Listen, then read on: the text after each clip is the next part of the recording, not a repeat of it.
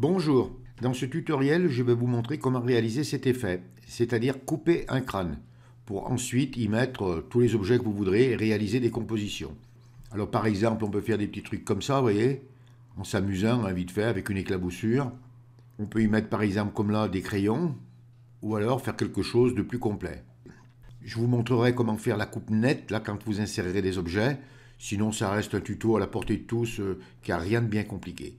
Après, vous vous compliquerez la tâche en faisant des montages avec vos idées et vos créations.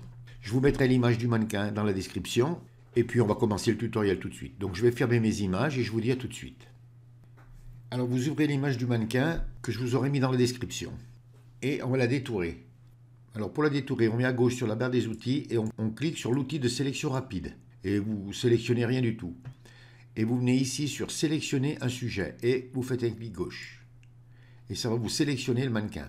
Et on va dupliquer la sélection. Donc CTRL plus J. On vient à droite sur la palette des calques. Le calque d'arrière-plan, vous pouvez le prendre et le supprimer. Et on va augmenter la zone de travail par le haut. Alors pour ça, on vient sur la barre des menus sur Image, vous cliquez et vous venez ici sur Taille de la zone de travail. Vous faites un clic gauche sur Taille de la zone de travail.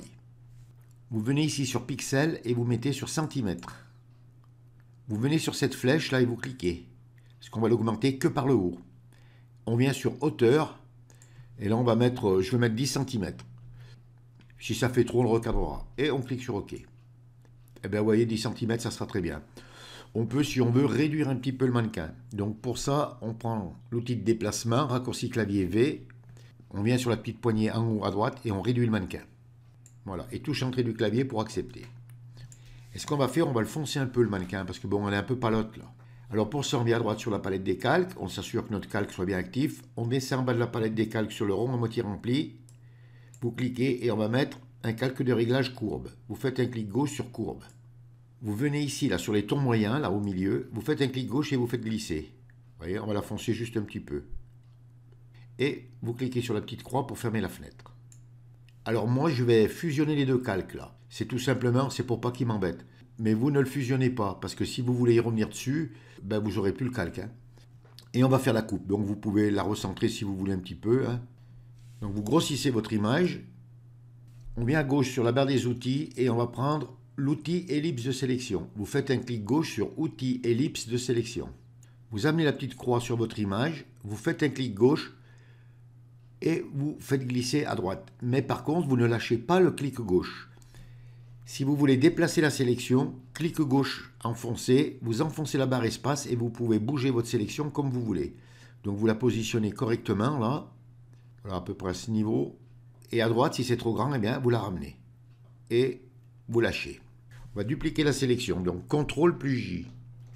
On vient à droite sur la palette des calques et on va nommer notre calque là. On va le nommer contour. Et touche entrée du clavier pour accepter.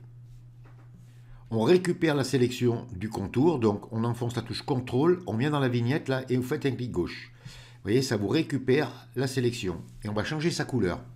Alors pour ça, on vient à gauche sur la barre des outils, vous cliquez sur le carré de la couleur de premier plan pour ouvrir le sélecteur de couleurs. Et là, on vient sur le mannequin, on va choisir une couleur un peu foncée quand même. Je vais choisir celle-là. Vous choisissez une couleur au hasard un peu foncée et vous dites OK. Pour remplir la sélection, vous enfoncez la touche Alt et la touche Supre du clavier. Et vous voyez, ça vous la remplit. On va la redupliquer, donc CTRL plus J. Et vous voyez, là, ça nous écrit calque 2. Donc vous cliquez et on va le nommer centre. Et touche entrée du clavier pour accepter. Voilà, comme ça, on sait où on en est. On va récupérer la sélection du calque centre. Donc vous enfoncez la touche CTRL, vous venez dans la vignette et vous cliquez. Et on va changer sa couleur. Donc on revient sur la barre des outils à gauche, vous cliquez sur la couleur de premier plan et vous allez mettre une couleur un peu plus foncée. Voilà. Et on va remplir la sélection. Pour ça, vous tenez enfoncé la touche Alt et la touche Supre du clavier. Et on va contracter la sélection. Alors vous laissez bien la sélection, hein. Vous la supprimez surtout pas. Alors pour contracter la sélection, on vient sur la barre des menus sur Sélection, vous cliquez et vous venez sur Modifier. Et ensuite, vous venez sur Contracter. Vous faites un clic gauche sur Contracter. Alors, on va contracter de 5 pixels. Vous mettez 5. Puis, si ce n'est pas assez, eh bien, on reviendra. Et vous cliquez sur OK. Vous voyez, bah 5 pixels, c'est pas trop mal, c'est même un peu beaucoup. Mais enfin, on va la laisser à 5. Et on va intervertir la sélection. Donc pour l'intervertir, vous enfoncez la touche Maj, CTRL et I. Et vous enfoncez la touche Supre du clavier.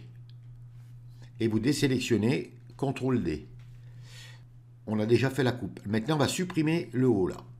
Alors on vient à droite sur la palette des calques, vous activez le calque. Et vous venez ici là et vous donnez un clic. Hop, vous venez ici, vous faites pareil. Et vous supprimez tout. Et voilà, on a fait la coupe de la tête de notre mannequin. Alors maintenant, on va y donner un petit effet à l'intérieur. On va y mettre un filtre fibre. Alors pour ça, on vient à gauche sur la barre des outils, vous cliquez sur la couleur de premier plan et vous mettez la couleur noire. Et OK. Vous venez sur la couleur d'arrière-plan, vous cliquez et vous mettez une couleur foncée. Pas vraiment noire, une couleur, voilà, comme moi, vous voyez à peu près où je la mets. Voilà. Et vous cliquez sur OK. On vient à droite sur la palette des calques et on va mettre un nouveau calque. Donc on descend en bas sur le carré avec le plus et vous cliquez. Vous voyez, ça vous met un nouveau calque. Donc on vient sur filtre, vous cliquez, vous venez sur rendu et là vous cliquez sur fibre. Vous faites les clics gauche sur fibre. Et voilà, vous avez votre fibre qui est là. Alors ici vous pouvez la variance resserrer un peu. On va le mettre à 4 et l'intensité on va la mettre à 10. Voilà, et vous cliquez sur OK. Et voilà ce que ça donne. On vient sur le calque centre et on va récupérer la sélection.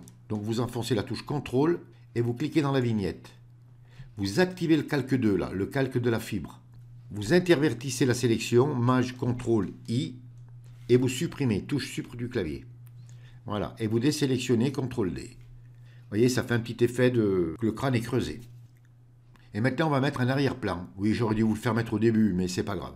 Donc, vous venez à droite sur la palette des calques, vous cliquez sur le calque 1, le calque du mannequin, on descend en bas sur le rond à moitié rempli et vous cliquez. Et on va mettre un calque de réglage dégradé. Vous faites un clic gauche sur dégradé. Vous venez sur la petite fenêtre, là, vous cliquez.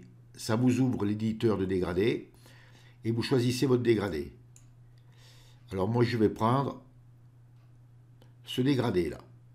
Vous prenez un dégradé avec deux couleurs foncées moyennes. Hein. Je le mets un peu au pif. Hein. Ou alors vous choisissez la couleur de votre arrière-plan. Et vous cliquez sur OK. Vous venez ici, là, sur linéaire, vous cliquez et vous mettez sur radial. Vous faites un clic gauche sur radial.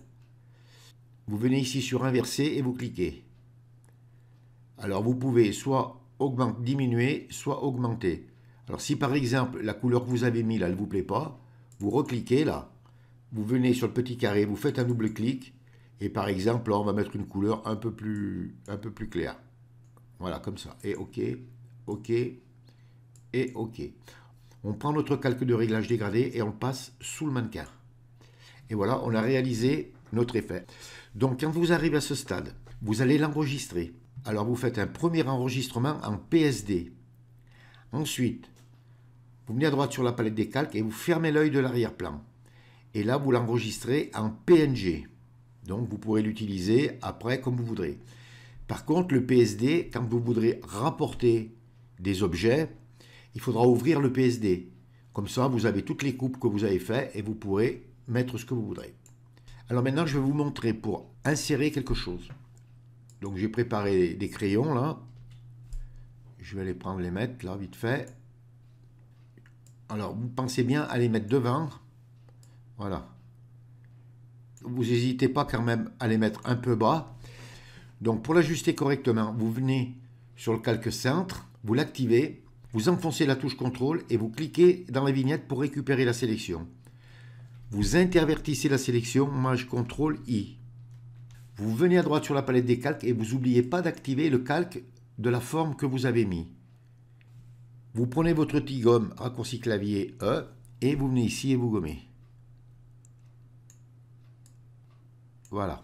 Et vous désélectionnez CTRL D. Et voilà, vous avez réalisé un petit effet rapide.